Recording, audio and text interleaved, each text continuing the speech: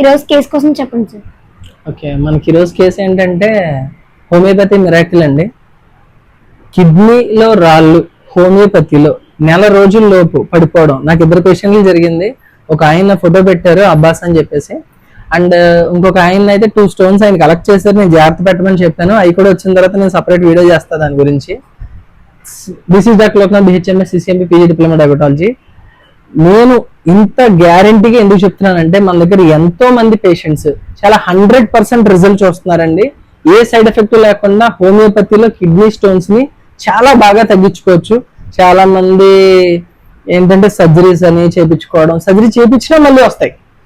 నేను అనేది ఏంటంటే హోమియోపతిలో ప్రూఫ్స్ ఉన్నాయి మన దగ్గర లైవ్ లో.